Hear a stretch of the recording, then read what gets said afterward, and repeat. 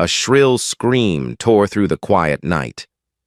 A white police officer aggressively points his gun at a black woman, ordering her to the ground. Little does he know, in a few minutes he will be the one on his knees begging for mercy. A shocking truth is about to be revealed, and it will destroy his entire career in an instant. Thank you for being here. If you like this content, please click like and subscribe to the channel so you don't miss the next meaningful stories, because tomorrow we will have another meaningful story for you. Brookside has never really been home to Camille Johnson. She was born here, grew up here, but her memories of the place aren't of carefree childhood days or cozy family evenings.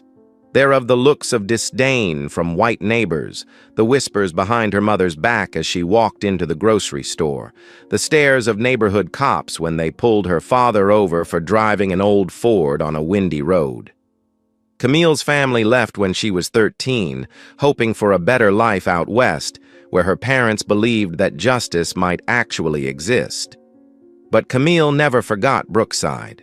She didn't forget the faces of the kids at school, the neighbors who closed their doors when her mother came knocking for help, the police officers who she thought were supposed to protect her family, but instead treated them like strangers who didn't deserve respect. Now, nearly 30 years later, Camille returns as a completely different person. She is no longer the despised black girl she once was. She is the new sheriff of Brookside. The black Cadillac Escalade rolled slowly down the wide city streets.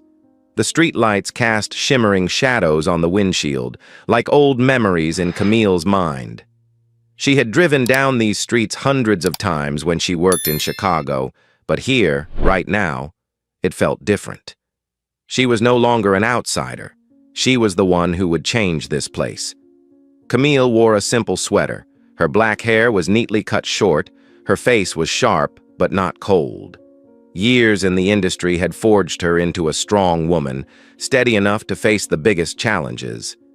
But deep in her eyes, there was still a thoughtful look. She drove slowly. No music, no radio. Tonight, she just wanted to listen to herself. Brookside hadn't changed much from what Camille remembered. The main streets were still bustling with neon lights, and the small corner bars were still bustling with customers. But across the highway, the neighborhood where she'd lived as a child was still lined with dark, rundown houses. The divide was still there, as clear as the invisible lines people drew to distinguish who belonged where. Camille turned onto a small road that led up the hill. She remembered this place. She had walked up here in the evenings as a child just to look down on the city from above. For a child growing up in a poor neighborhood, the sight of the high-rise buildings in the distance had always seemed like another world, a world she had never belonged to. She stopped in a vacant lot and turned off the engine. The air around her was quiet. From here, she could see all of Brookside, the rows of houses, the streets intersecting like a giant chessboard, the lights from the tall buildings twinkling like stars. She took a deep breath. She's back. But this time, Camille was no longer a bystander. She no longer looked upon the city with longing or admiration. This time, she was in charge. The challenges ahead were daunting. She knew that. Brookside Police was notoriously conservative, a place where white men had held power for too long and taken it for granted. Camille had no illusions that she would be welcomed. On the contrary, she was certain she would be met with resistance. But that had never frightened her. She opened her phone, looking at the latest email from the mayor's office. A meeting with the police board tomorrow morning, a formal introduction to the entire police department the day after. And then, it would all begin. Camille put the phone down on the seat next to her and leaned back, her eyes still fixed on the city. She felt a surge of pride. She had come a long way to get here. She had fought. She had sacrificed. She had risen from a place that had tried to push her down. And now, she was going to do what no one thought a black girl from the slums could do. She will change this city, and no one can stop her. Brookside at night isn't quite as peaceful as it looks. Small drug deals are still taking place in dark alleys. In some neighborhoods, drunks trudge home after downing the last bottle of whiskey. And on the main streets, police patrol regularly, but they're not always there to enforce justice. Mark Reynolds is one of those patrolmen. He's been on the Brookside police force for nearly a decade, and all that time he's held the same view. Blacks in wealthy neighborhoods are always suspicious. He doesn't need proof. He doesn't need a reason. If he sees a black person driving an expensive car, he assumes it's stolen or connected to a crime. Mark was driving through the suburbs when the headlights caught the Cadillac Escalade parked on the hill. He frowned. It was not the kind of place where people stopped to rest or chat. The area was usually quiet at night, with only a few residents living in the villas in the distance. A black luxury car, parked alone, was definitely a problem. He turned on the police car's headlights and aimed them straight at the Cadillac, intentionally blinding the occupants. He looked through the windshield and saw the silhouette of a black woman in the driver's seat. He pouted. "Here comes another one of some guy's whores." Without thinking further, he turned on the horn, signaling the car to stop.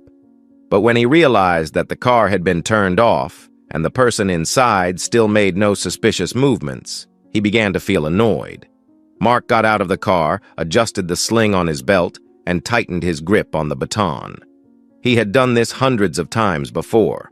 People like her always acted innocent, but were always up to no good. He walked up to the car and rapped hard on the window with his baton, creating a deafening noise in the quiet night. "What are you doing here?" His voice was dry and cold, not hiding any contempt. Inside the car, Camille slowly turned to look at him. Her face was calm, showing no fear or surprise. "I'm just looking at the city." Her voice was calm and clear. She didn't panic or stutter as Mark expected. He narrowed his eyes. "See the city?" He sneered, looking at her from head to toe. "Do you think I'm stupid?" Camille did not reply. She just looked at him, her eyes devoid of confusion or fear. That made Mark uncomfortable. He knocked on the car door with his baton again. "Get out of the car now! Put your hands where I can see them!" Camille remained seated, her hands on the wheel. She knew the tricks of cops like Mark.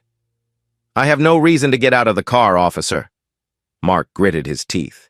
He hated the way she spoke, like she didn't consider him a threat, like she was testing his power. "You have no say," he said, his voice growing lower and more threatening. "Get out of the car now, or I will drag you out." Camille let out a long breath. She knew this moment would come, but she didn't think it would come so soon. Mark saw that she did not move, and his anger flared up. He suddenly pulled out a gun.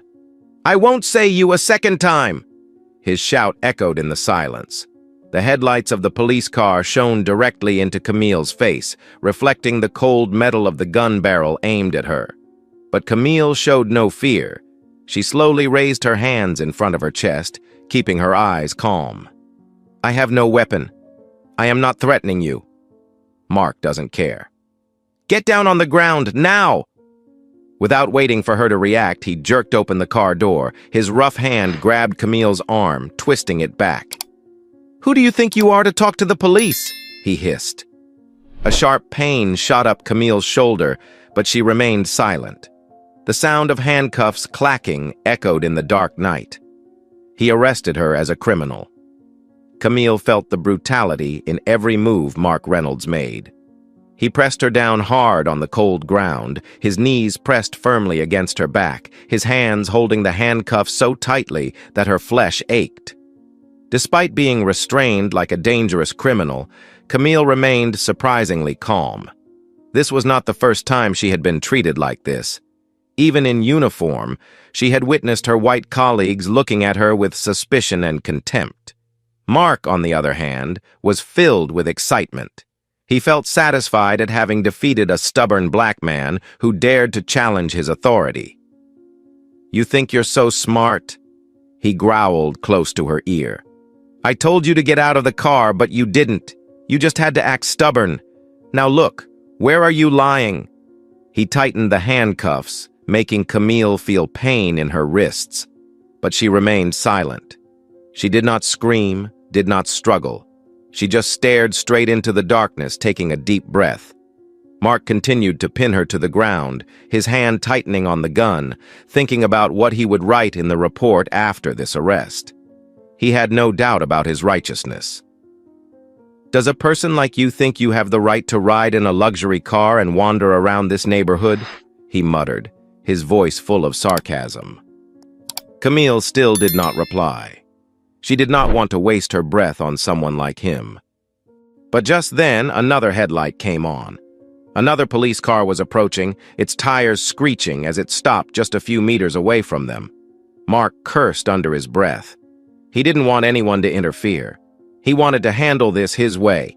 Take the woman to the station, scare her a bit, and then find some lame excuse to keep her overnight. But now his plan was cut short. The door of the police car just arrived opened, and a young officer hurriedly stepped out. Jake Patterson, a junior cop who has just transferred from another city, is new to the unwritten rules of Brookside.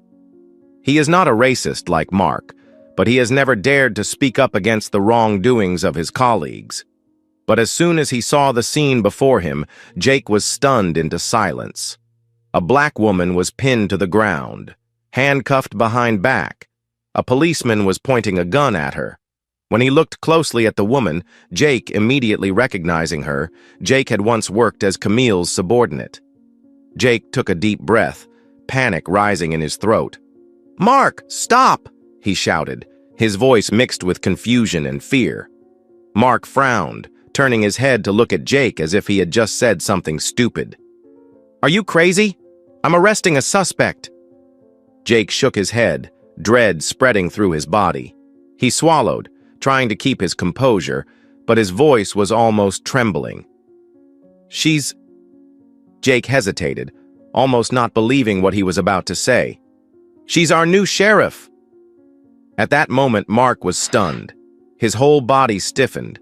The hand pressing on Camille's back suddenly began to tremble. "Sheriff? Her? Impossible." He gasped, feeling his blood freeze. He looked down at the woman he had just insulted, handcuffed and pinned to the ground like a lowly criminal. And now, he realized, she was his new superior. Cold sweat began to run down Mark's temples, even though the night air was not hot at all. Brief moment, everything around him seemed to fade away. The sound of the wind, the sound of the car, even the sound of Jake's approaching footsteps, all became distant. Mark tried to swallow, but his throat felt blocked. What did you say?" He stuttered, his voice no longer as firm as before. Jake looked at him in horror. "She's Camille Johnson, the new sheriff, our superior." Mark's eyes slid down the woman he had just assaulted, searching for some sign that Jake was lying. But when he looked closer, the gold bracelet on her wrist, her face was calm but full of authority. Her eyes were sharp even though she was handcuffed. He knew Jake wasn't lying. Mark's whole body trembled. His hands unconsciously loosened the handcuffs a little. Camille's gaze remained calm, but there was something colder and more terrifying in her eyes. It was no longer the look of a suspect, but it was the look of someone who was in control of the situation. Mark opened his mouth but couldn't utter a word. A chill ran down his spine as he realized. He just made the biggest mistake of his life. Mark felt like the world was collapsing beneath his feet.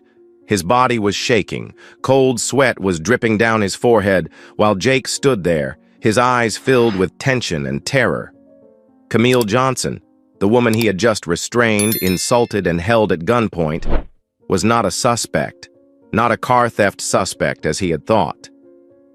She is the new police chief of Brookside. Mark felt his head spinning. He couldn't believe that in just a few minutes he had pushed his career into the abyss. His hand unconsciously loosened the handcuffs on Camille's wrists, but he didn't have the courage to open them immediately. He was confused, flustered, feeling like an invisible rope was tightening around his neck. She's really... "The sheriff?" Mark muttered, his voice dry and weak, as if he had no strength left. Jake didn't answer, but his eyes were full of affirmation. No one needs to say anything more. The truth is obvious. He was wrong. He was too subjective. And now, he is facing irreversible consequences. Camille still did not stand up immediately. She could feel the panic rising inside Mark. He might be a racist. He might look down on people of color, but right now, he was just a man slowly drowning in fear. She did not scream, did not get angry, did not struggle. She just slowly turned her head, looking at him with a calm but sharp gaze like a knife. Mark trembled even more. He was not used to this eerie silence. If she shouted at him, if she cursed at him, he would probably feel better. But Camille didn't do that. She just stared at him, as if she were watching a cornered wild animal. Mark felt suffocated. Around, other officers began to gather. Police sirens blared in the distance, red and blue lights flashing on the empty road. The police officers approached silently, forming a circle around Mark and Camille. Some of them looked at each other, eyes filled with confusion. They dare not interfere. They knew Mark had just made a terrible mistake, and they wanted nothing to do with it. Jake swallowed, looked around the crowd, then back at Camille. Are you okay, Sheriff?" he asked, his voice slightly worried. Camille slowly closed her eyes and took a deep breath. Then, she moved. Every movement was deliberate, slow but sure. Camille gently turned her wrists, feeling the cold steel cuffs tighten against her skin. She looked up at Mark, then down at his hands, still holding the handcuffs. Mark swallowed, his hands shaking violently. I can open it," he stuttered, his voice completely losing its previous arrogance. But Camille did not reply. She just looked at him intently, her eyes still as cold as before. Mark felt his whole body freeze. His throat was dry, his heart was pounding, his mind went blank. Then, he did the unexpected. He fell to his knees, right in front of Camille. His knees hit the pavement hard, creating a dry sound that echoed in the terrifyingly quiet space. Everyone was stunned. Mark took a shaky breath, then bent down, almost touching his forehead to the ground. I don't know," his voice stuttered, weak like someone standing on the brink of despair. "Sorry, I was just doing my duty. Please forgive me." Camille slowly stood up. Her every movement was powerful and cold. She didn't scream, didn't get angry, just stood there, looking down at Mark with a majestic gaze. Mark trembled even more. He almost wanted to cry. He understood that his career was over. The other officers stood around witnessing the whole thing, but no one dared to speak up. Mark remained kneeling before Camille, his whole body shaking. He felt everyone's eyes on him, contempt, shock, and disbelief. From a police officer who once prided himself on his power, he is now just a failure, trembling and begging for forgiveness. But Camille said nothing. She just stood there, looking down at him as if he didn't matter anymore. There was no anger, no resentment, just an eerie silence. Mark became more panicked. He knew there was no way to save it. All around, the other officers stood still. No one dared to step forward to help Mark. No one dared to open their mouth to beg for him. They knew it. The old era was over. Brookside has a new police chief, and under Camille Johnson, there will be no room for racism. Camille slowly pulled out her phone. Everyone held their breath, waiting for her move. Her voice was calm but resolute, without a moment of hesitation. "I want an immediate investigation." No one needed to ask who she was calling. Disciplinary committee. Those who can give the final verdict on Mark Reynolds. He turned pale, almost without any strength left to stand up. The other officers looked at each other, realizing Camille wasn't just talking. She came here to change this system, and she will do it on her first night in office. Just a few minutes later, another patrol car appeared. 2 officers got out and walked towards Mark. No one said a word. They simply walked up, removed the police badge from Mark's chest. and began escorting him to the station. Mark did not resist. He had nothing left to say, nothing left to justify. He just bowed his head down, staggering away under the gazes of his former colleagues. He knew it was over. Camille remained standing there, observing the whole thing. When Mark was taken away, she didn't even look at him again. No pity, no regret. Just an inevitable end. She slowly turned and walked towards her car. Each of her steps was sure and steady, as if marking the beginning of a new era. An era where fairness and transparency will replace prejudice and hatred. Camille opened the car door and got into the driver's seat. She looked out the window. A city stretched out before her, bright lights reflecting on the empty streets. She knew this war had only just begun, but she was willing to face it, because Brookside deserves a better future, and she will be the one to bring about that change. Thank you for taking the time to listen to this story. If you like this content, please click like and subscribe to the channel so you don't miss the next meaningful stories, because tomorrow we will have another meaningful story for you.